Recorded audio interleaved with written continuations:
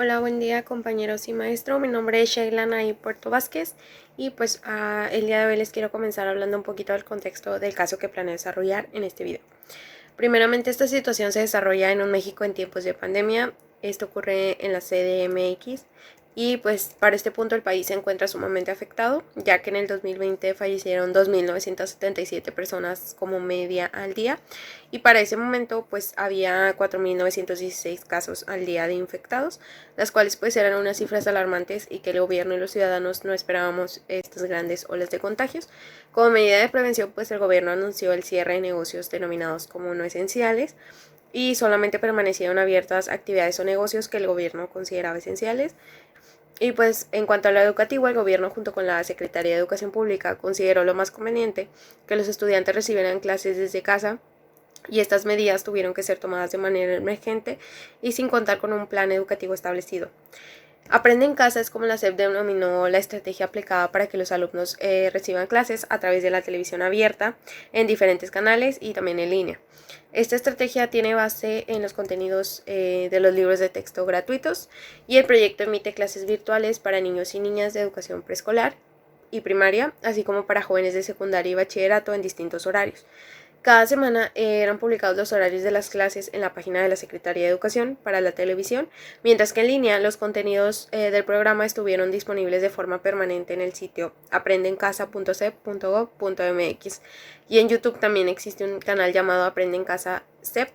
donde se encuentra el contenido que es transmitido por televisión en caso de no poder verlo de esa forma o en caso de que se quiera volver a repetir. Sin embargo, pues como mencioné anteriormente, el país se encontraba saturado en cuanto al sector salud, dañado económica y socialmente y otros factores también. Y es por eso que el conflicto de desigualdad educativa radica en este caso en la brecha digital y la desigualdad que existe en México en cuanto a la posibilidad de recibir clases a distancia. Entonces, situándonos en el 24 de agosto del 2020, en la cual fue una fecha histórica para los alumnos de educación básica en México, que iniciaron su ciclo escolar con clases que se transmitirían por radio, 9 canales de televisión y diversas aplicaciones de videollamadas. Pero este regreso a clases no sería igual para todos. Los padres de familia pues se han tenido que adaptar para que sus hijos puedan integrarse a este ciclo escolar. Y esto representa gastos adicionales muchas veces para las familias que de por sí ya sufrían de una economía frágil debido pues a las restricciones que hubo por el gobierno en cuanto a sus empleos. No estaban percibiendo su sueldo completo e incluso algunos pues perdieron el empleo por recortes de personal o por quiebre de las mismas empresas.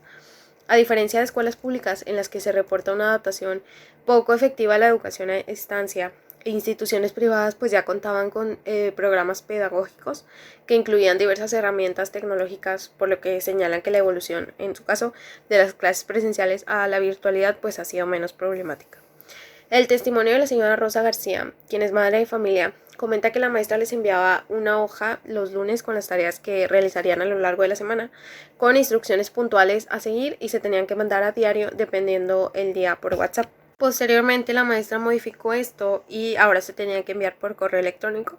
y menciona que se le complicó mucho debido a que no cuentan con internet en el domicilio y ella tiene que utilizar su celular para enviar dichos archivos. Entonces agrega que su esposo es quien trabaja y debido a la pandemia le recortaron su horario laboral de 6 días a 2 días y de ganar 300 pesos diarios disminuyó su ingreso a 200 pesos diarios y agrega que además a eso pues paga 550 de renta por semana y entonces tampoco podrían recargar saldo en su celular ya que tienen otros gastos como alimentos, servicios, etc. Y lo que ella hizo pues fue conectarse en la esquina de su casa, ya que en su colonia cuentan con un poste que brinda internet gratuito y diariamente tenían que salir a la esquina a enviar los documentos solicitados y a realizar por ejemplo consulta en internet o recibir los mensajes vía WhatsApp que enviaba la maestra, lo cual pues resultaba incómodo e incluso inseguro al estar ahí en la intemperie y además que la señal pues no era muy buena ya que tuvo dificultades al enviar archivos por correo electrónico. Entonces, sin duda pues la educación en México no fue la excepción en cuanto a afectaciones por la pandemia COVID-19, por lo que además de preservar la salud de los mexicanos como prioridad, pues deberán considerarse nuevas y mejoras estrategias de enseñanza, así como la disponibilidad de medios para acceder a la educación, con el fin de disminuir pues la deserción escolar, el rezago también escolar y el nivel de aprendizaje necesario para cada nivel. Y ya como resolución del caso, pues mi propuesta sería mejorar los espacios que cuenten con Wi-Fi público para que sean espacios seguros con una señal eficiente, que cuenten con computadoras o tabletas que brinde el gobierno y que además sea un lugar cerrado como por decir una biblioteca pública o un DIF. Al día de hoy pues sabemos que ya las clases presenciales han sido retomadas y los alumnos pues ya se encuentran acudiendo ciertos días a la escuela. Sin embargo no es obligatorio, por lo que se deja a consideración de los papás y hay quienes deciden no enviarlos pues por seguridad. Es por eso que la educación a distancia y en línea tiene que ser considerada como una opción que sea viable e indispensable que los docentes cuenten con la capacitación y las herramientas adecuadas para brindar un aprendizaje óptimo a los alumnos. Y bueno, como es bien sabido que existe una cierta resistencia al cambio, así que también dentro de mi propuesta pues planteo aplicarlo mediante etapas como lo denomina Fuyan, las cuales son iniciación, implementación y continuación. Para la iniciación se tendría que considerar la relevancia, la preparación y los recursos con los que cuente la institución. En la implementación pues se deben tener claras las necesidades y la complejidad que este cambio requiere y es donde surgen la mayor dudas al momento de aplicarla dentro del aulas y es donde el líder aparece para así capacitar a los docentes y transmitirle la seguridad que requieren,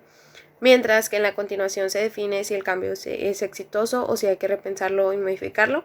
Y aquí es donde mueren muchos de los proyectos, por eso pues en esta etapa es importante retroalimentar a los docentes, no dejar de morir el proyecto y seguir en constante capacitación. Y pues eso sería todo por hoy de mi parte. Muchas gracias.